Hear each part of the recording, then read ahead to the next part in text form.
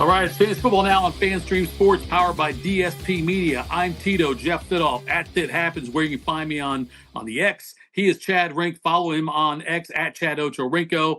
I don't know, let's just say Twitter. I'm tired of doing the X thing. No one calls it X. No one does. The website's fantasysports.com. Our app is free for Apple and Android users. Fantasy Sports app, round-the-clock programming on the go. Lots of new stuff coming out all the time. Great programming. Fantasy Sports Facebook group. You can go there to interact with hosts and fans. So, Chad, it's now the draft is behind us. And there was a trade made today in the NFL, like the NFL typically does. They make it a big deal. The teams, I saw some news outlets calling it a blockbuster. It's not a blockbuster. It's George Pickens from Pittsburgh was traded to Dallas for it's a third round pick next year. And then in 2027, I think it is, the Steelers also get like a 5 or 6. They send Dallas a 6, or they get a 5. They can send Dallas 6 in 2027, whatever it is. But Pickens then in the final year of his contract, and he wanted a new deal, and the Steelers declined to give that to him, like Steelers often do with wide receivers that turn out to be head cases. Dallas said they're not going to negotiate with him right now. They may franchise tag him after the season, but it's not surprising to me. But how much, or does it make Pickens more attractive to you now that he's in Dallas with Dak Prescott? He is more attractive now just because of the quarterback situation. CeeDee Lamb's going to end up getting a lot of double coverage. I think they're going to pass a ton in Dallas. So once DK came to town in Pittsburgh and they didn't really have a quarterback, Pickens really did not have much value to me. But now in Dallas, that offense, he'll get plenty of targets too, because I just think CD is going to get covered. And Pickens is a good receiver. He's got good hands. So he is more attractive to me now that he is in Dallas. You know, it's interesting. In the NBA, when Rob Pelinka calls you for a trade, you usually don't talk to him. You hang up the phone or whatever, say you're not in. It's kind of the same thing with Pittsburgh when they're trading receiver, trading any star, I don't say star, any prominent player. Let's put it that way. Because in the past, Pittsburgh, after Antonio Brown was gone, he obviously went loco. Le'Veon Bell ended up doing nothing after that. I'm trying to think of the ones that the most recent one, Deontay Johnson, another one. Like they have a way of knowing it. This guy, it's run its course, and so that'd be my only concern if I'm a Dallas fan, or if I'm Jerry Jones, that would be my fear. Yes, in theory, it should be a better situation for Pickens, being the number 2 to CeeDee Lamb. You're in a dome. The team is going to be behind more. I think they'll be behind more than Pittsburgh will be this year. And not that Pittsburgh's that much better, but Pittsburgh has a stronger defense overall, I think, top to bottom. They play closer games, and I think Dallas is going to have to throw the ball. They don't have an established running back, in there. They've got, Javonte Williams they picked up off the scrap heap from Denver. They got Jaden Blue, who I like a little bit. They're the rookie, who's 6 feet and about 210 pounds, I think, and has got really good speed. But there should be more opportunities for Pickens there. But I didn't move him much as far as my rankings go. Maybe a little bit up, but not much. He's still somebody. I hope I don't have to draft him. No, I'm not seeking him out. If he happens to fall as a wide receiver 3 or 4, he's more of a flex option to me than needing to have to start him every week. Although he's a CeeDee Lamb injury away from being like very interesting in all leagues. But yeah, I mean, it was a surprising move.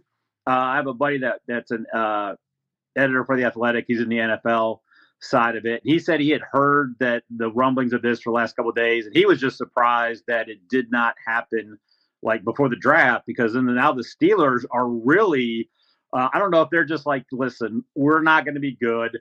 Let's not be mediocre. Let's just not be good, because why wouldn't you have tried to do this before the draft and then go get a receiver in this draft class? So interesting. Why I understand why the Steelers did it. They don't want to pay him, and so try to get something. But it is a little head scratcher. It is. It looks like the reports are like Tomlin was the one kind of pushing this here. And he's the guy who really wanted to get rid of. By the way, Chase Claypool, there's another one, another guy who the That's Steelers right, yeah. were behind at one point and now is just, hanging out there in the wind and just hasn't produced anything near what he was supposed to do in the NFL as far as where he was drafted. The Steelers overdrafted him anyway. Yeah. But I wonder now, the Steelers wide receiver room, they've got DK Metcalf and then just a bunch of guys. Now, it will be better than it was last year because DK Metcalf is better than George Pickens. Pickens is never meant to be, in my opinion, a number one option, a number one wide receiver. He should not be that ever. So now you've got Metcalf as your one. You got guys like veterans like Robert Woods in there. You got Calvin Austin in there. You got Scotty Miller. And now you got Roman Wilson, the kid from Michigan last year who they drafted. And maybe they've got a lot of faith in him. I'm not sure. They could also be clearing the deck for, Rodgers' bunch. Because if Rodgers does sign, he's going to want to bring in, Lord knows, Mark Chmura or somebody like that. He's going to want to bring in all these kind of receivers, though, and tight ends or, guys he's played with. Yeah.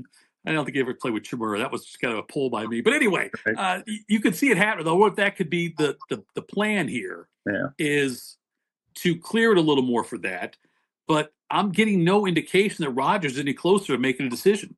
No, it's Donald Driver season, I guess. So I jokingly I sent that text to my buddy about it. I was like, well, they had to make room for Alan Lazard. Alan Lazard, just jokingly. The Rodgers thing is weird because I think he's waiting.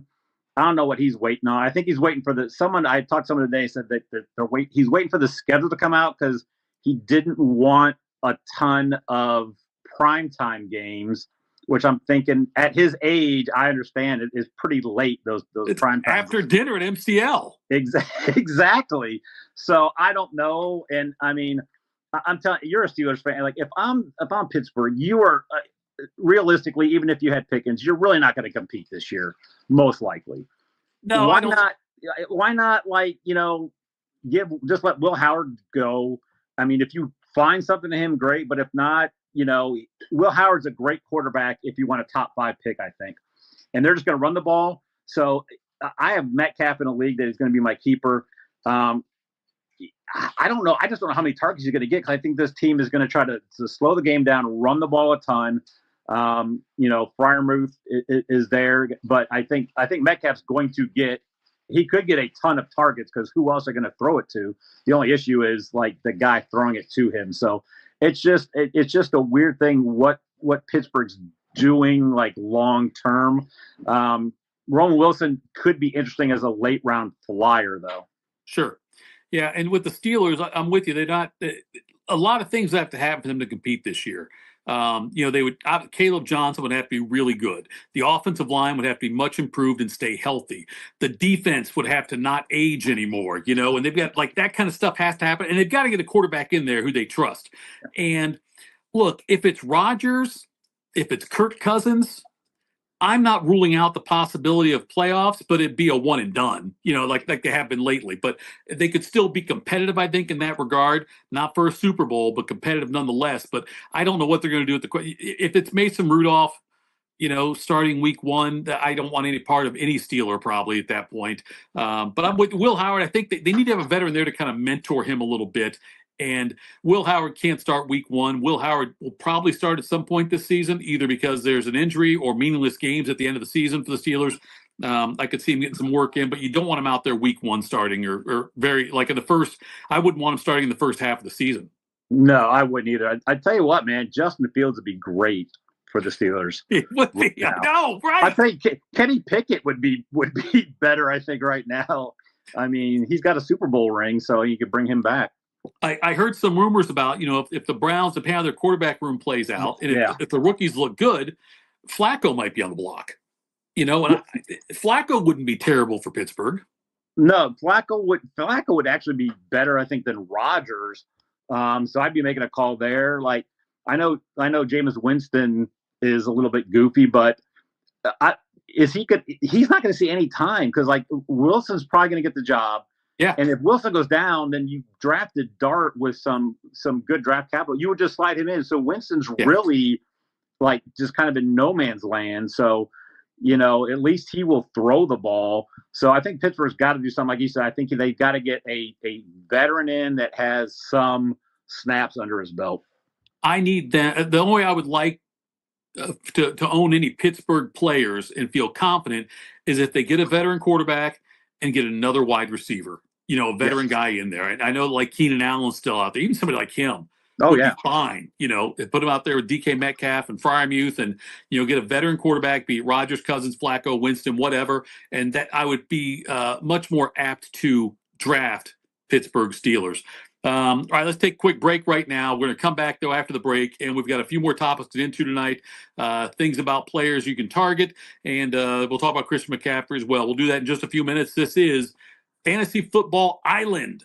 I don't think I said that at the beginning. Fantasy Football Island on Fantasy Sports, powered by DSP Media. Hi, golfers. IndyCar Tim here. I want to talk to you a little bit about Golf Central Magazine. It's not just a golf magazine. It's the magazine for everything. Turf, travel, philanthropy, and lifestyle. Head over to golfcentralmag.com and check out the latest issue. Some of the regular features in Golf Central Magazine: the Golf Bachelorette of the Month, the Golf Bachelor of the Month, the Golf Cart Girl of the Month, Golf History, Grip It and Sip It. So head over to golfcentralmag.com. It's free. It's the magazine for everything: turf, travel, philanthropy, and lifestyle. Golf Central Magazine at golfcentralmag.com. We'll see you there.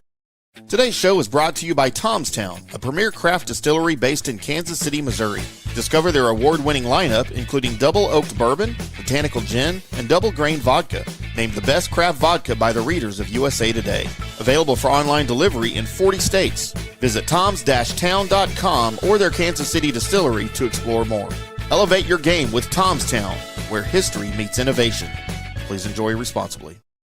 JP here for the Jeeves Law Group and my man Scott Jeeves. If you're going to hire an attorney, do you want some guy looking for a quick settlement and a quick buck, or do you want an attorney with some chops?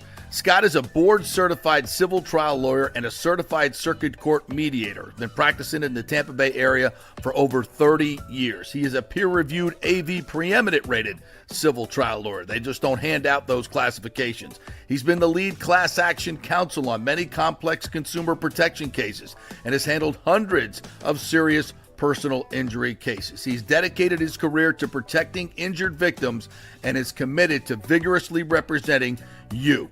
We're local, we're trusted, and we get results. Personal injury and personal attention. Call for a free case evaluation. That's 888-9-JEEVES. That's 888-9-JEEVES. The Jeeves Law Group. Hello, folks. Let's talk a little bit about turf life. And what is turf life? It's pretty much if your life involves turf in any way, shape, or form, you live the turf life. Go ahead and brand yourself with the turf life. Maybe a back window decal, maybe a hat. You know where you can get those kinds of things to showcase that your life revolves around sports and or anything that involves sports. If it's a sports business or sports education or just your enjoyment of the outdoors, head over to turflifeclub.com. Become a turf head. Join the club today. You can do that by going to that said website that I just told you to go to. You can snag your window decal like I was talking about, or any of your other turf life accessories. Show everybody that you live the turf life, and we'll see you there over there at that turflifeclub.com. Orion Golf Management Solutions. Orion Management Solutions has tailored its service packages just like it tailors its approach to customers. Some owners need more supervision, while others need periodic assessment of their short-term and long-term strategies and programs. Orion can be called in to develop a business plan with the existing staff, or we can assist with the daily management of a facility or event. Either way, we make sure the client is satisfied and understands the direction the facility needs to go in order to achieve the owner's goals. Orion Management Solutions can help with owner assistance service solutions, daily course management, business plan development, monthly operations, or as-needed consulting services. Whatever your need, Orion Golf Management Solutions can help. Check out oriongolf.com. Let's go! Right now, back to the show on FanStream Sports. All right, we're back at Fantasy Football Island. Tito and Chad Rink with you. Thank you so much for tuning in.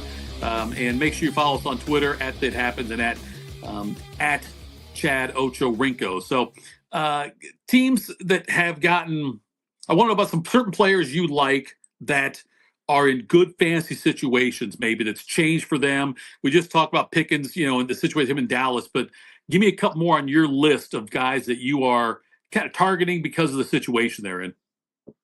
I think one of the guys that I kind of like would be still Josh Jacobs. They didn't really bring any other running back in. They drafted that kid last year that got injured, Lloyd.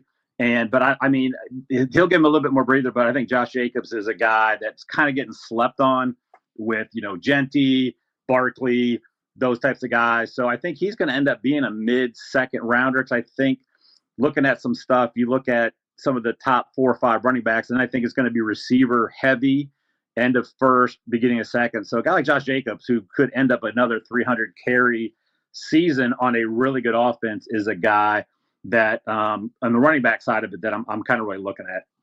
I'm big on Chase Brown this year. I think that the fact that Cincinnati brought in no competition for him, I think that he is going to be. He had a great year last year, and he's in that sweet spot as far as still fresh enough to do something, but has enough experience now to show. He's already shown he can be successful. So not too old, not a lot of mileage on there. So I like that about him. But Chase Brown with the Bengals and that offense, because their defense, they haven't done much to shore it up, and which means a lot more games where you see things like Joe Burrow's the first quarterback to ever do this and lose the game or something like that, which means there'll be a lot of points, a lot of opportunities, touchdowns.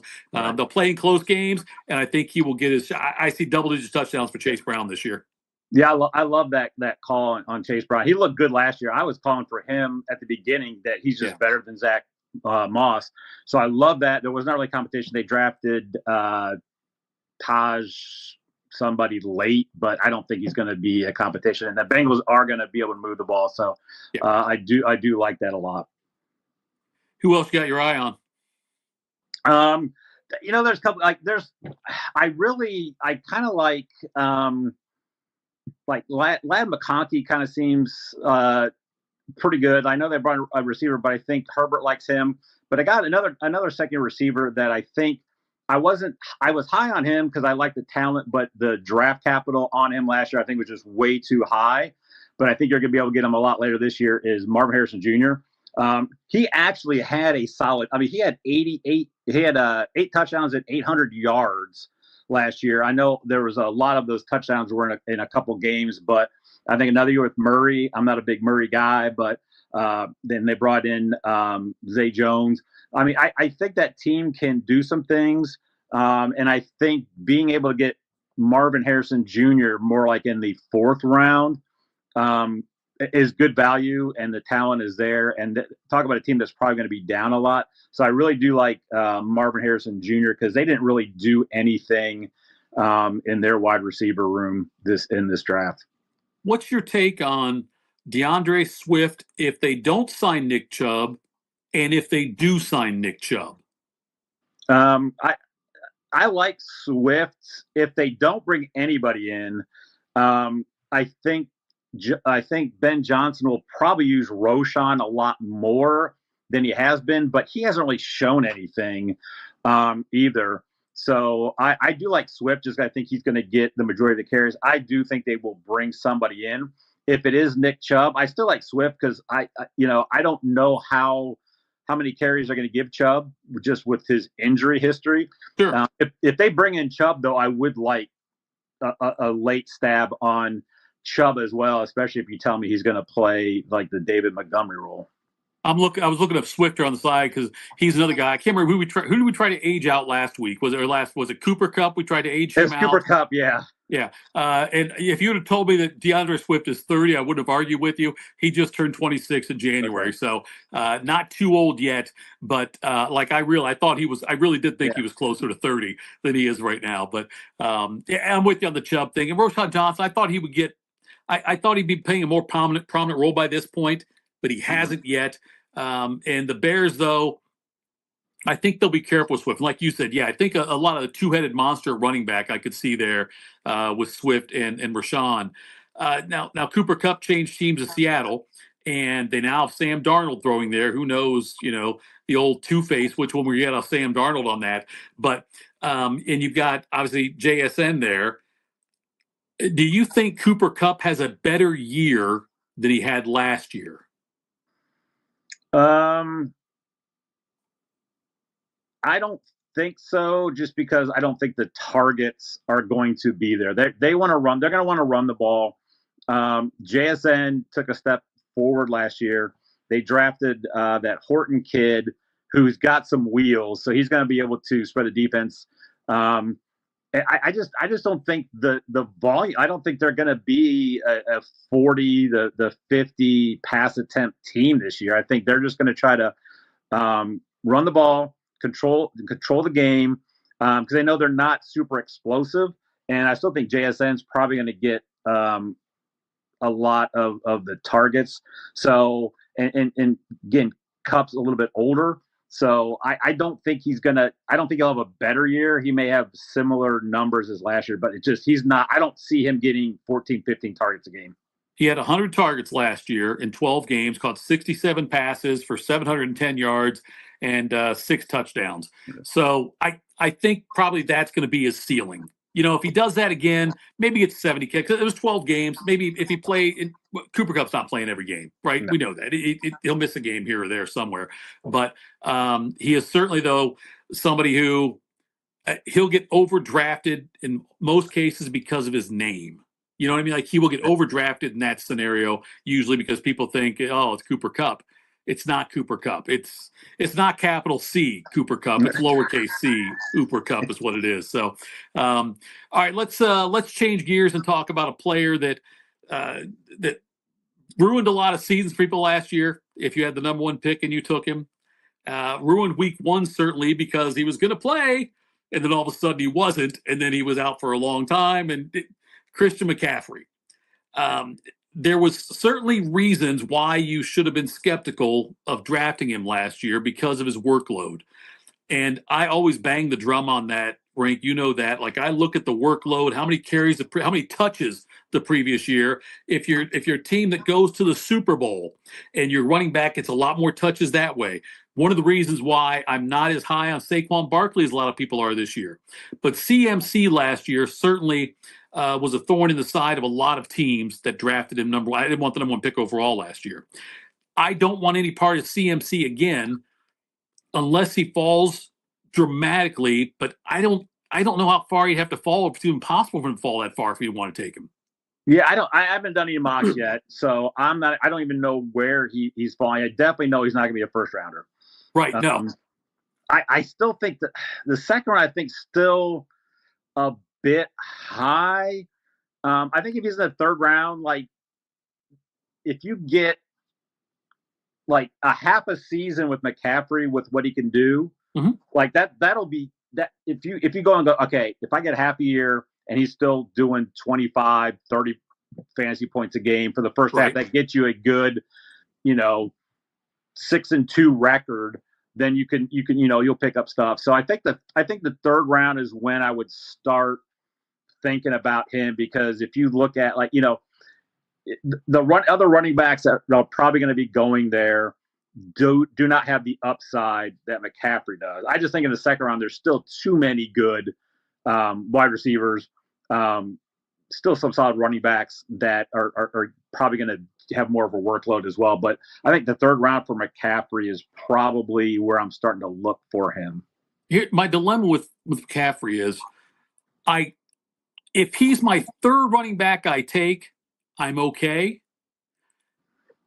But if he's which means he's got to go probably in the 4th or 5th round for me to have that opportunity if he's the third running back. Yeah. And if I do take McCaffrey, it's going to force me to overdraft Jordan James, the rookie backup, the rookie guy they brought in out of Oregon. 5'10", 210 pounds. They got him in the 5th round, but it looks like he could. I know they got the Isaac Guerrero guy, whatever his name was from last year, but Jordan James appears to be at least where I said the future of the running game there. And that's the thing, is like, when you make a certain pick like McCaffrey early, and you're like, he's my number 2 running back, I'm counting on him, you better have a damn good backup plan. And if you want his backup, you've got to overdraft him. So, like, I feel like McCaffrey, if you take him, it's going to, depending on where you take him, it's going to force you to maybe overdraft for even somebody else, though. You look at it, because if I draft McCaffrey, I'm only counting on him for half a season at the most. And then I've got to have another running back I can start in the other half of the season there. And that's a big risk. I don't want to be the guy with McCaffrey on my roster this year. No, and that's a good point, because either you're going to, like you said, draft a backup too early, or you're going to then in like that 5th to 8th round area, you're just going to keep drafting running backs to have enough on there. Here's a strategy to use, I think, is if you think he's only going to play the first half of the season, I would draft then like a lot of like rookie running backs, like your boy Jaden Blue. I would take Tootin out of Jacksonville. Guys that maybe by the time McCaffrey is out, these guys might have a hold of the starting job.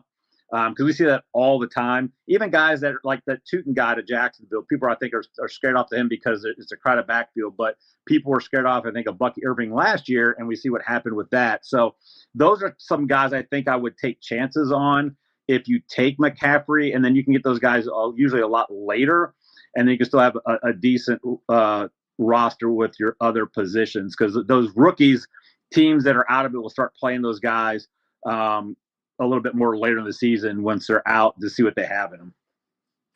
All right, let's go to our next segment. Chad, you want to lead us into this one?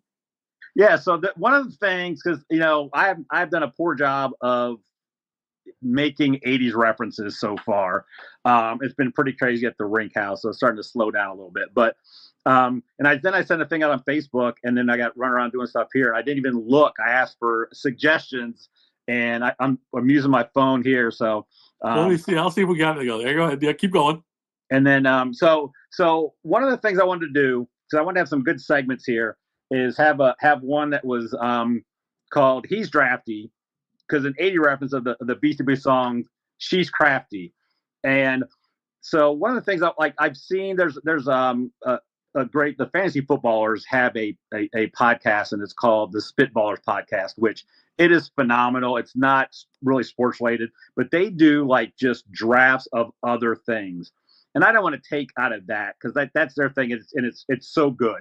So I decided, like, what would be a topic, like, what's your 101 if we were drafting this topic?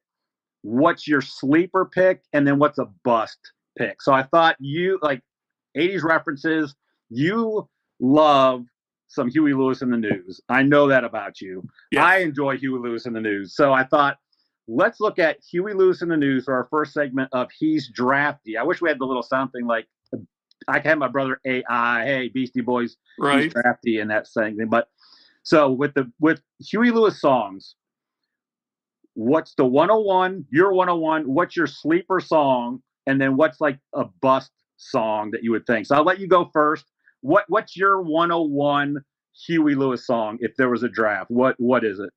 And I could tie it into also NFL, because it refers to a certain quarterback. My number one Huey Lewis song is "Do You Believe in Love?"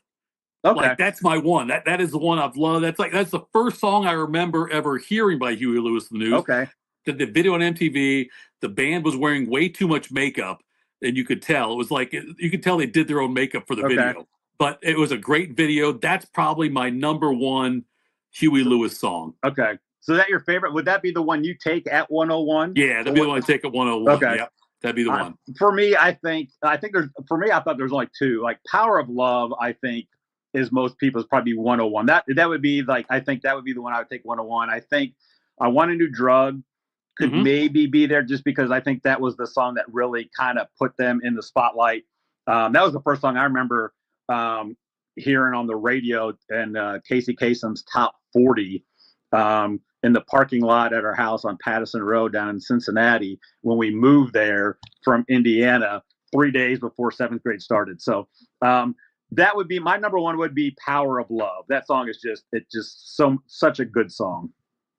And then for me, an underrated song is, I don't like to call it underrated. I did like Walking on a Thin Line. Yeah. That came out, I think it was early 80s on that, maybe mid 80s almost. But Walking on a Thin Line was an underrated song. I thought that was pretty good also. That's one I certainly liked. It was off the Sports album. Was that on Sports? I couldn't remember if it was on Sports. I think it was on Sports and was on 4. Yeah, that is a low key really good song. Yeah. That was one of those I was thinking about. One that I did, because I think people don't even realize that this is one of their songs. Is I really dug Jacob's Ladder Oh yeah. was a good song. The chorus about it, everything is like step by step, rung by rung, higher and higher. Like, dude, that song, I love it. I don't think people, when you think of Huey Lewis songs, I don't think that's coming off as one of the ones. So I think that'd be a good sleeper I would try to take late in that. So for bust, I don't want to be like, what the one song was like Bad is Bad, like that. Like some songs are just not good, so they're not bust. Right. It's like, what's a song that maybe you like that people like that you just don't like, or you just think that song really isn't as good as it was really, like it made the top charts, but like that song is not all that. God, you brought up Bad is Bad. That was one I was going to put as like a sleeper kind of one because I just did not like that song at all. What I love about Huey Lewis and the News, though, is the fact that they, I love the backing vocals. I love the harmonies, and they do a great job with that. And it's one of those like Van Halen too. Their harmonies, like the Michael Anthony and Eddie in the back and all that. So, but Huey Lewis is very, very good at that. Oh yeah. I was never a big fan of Back in Time. Okay. Yeah. I feel like that was kind of forced almost. I know that, Power of Love is a great song, regardless if it's associated with the movie or not. But I feel like Back in Time, though, was just written, since it was written, it feels like specifically for that movie. Yeah. I'm not as big a fan of that one. I thought that was pretty overrated. And it did well in the charts because it was on Michael J. Fox's Back to the Future movie. Right. It was a huge hit. But I just was never a big fan. That was more of a dud for me. Yeah, I'm with you with that. That's because I think, and I didn't realize it when they came to Huey Lewis about that movie. He just didn't really know anything about it, and he had Power of Love was just sitting around as a song, and he gave it to him. So I think you're right. I think then, okay, well, we need a song about time or something. So I think they forced that. So for me, it's like Doing It All for My Baby. Like and I'm a big ballad guy. Like I love like Happy to Be Stuck with You's fine, like some other stuff, but like that song just wasn't it. And I looked it up because I was like, they had a lot of top 10 hits. Like they were huge. That made it to number 6 once. That was the highest it went. I'm like, that is not a number 6 song in the country. So that would be the one, because I think it's one people know about.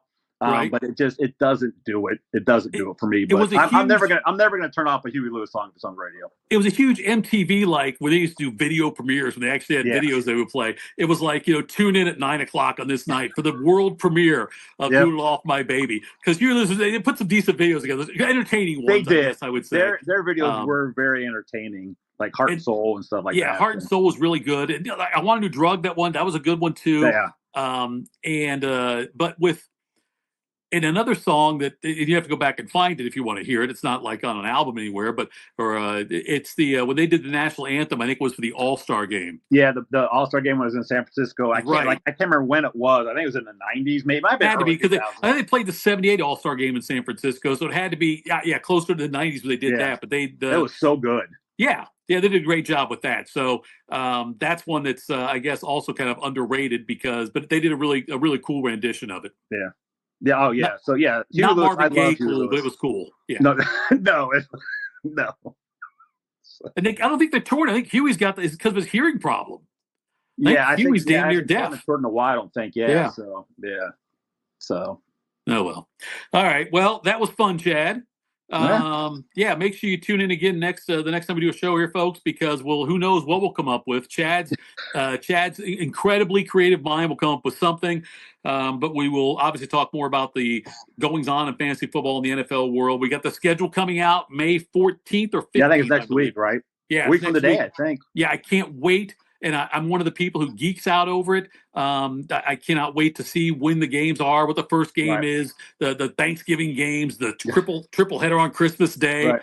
Can't wait for all of that. No, George Pickens will be playing on Thanksgiving Day, so that'll be good. That means I'll probably end up taking him because I do. I tell you what, though, looking at, because you can see who's playing who, you just don't know, and you know where.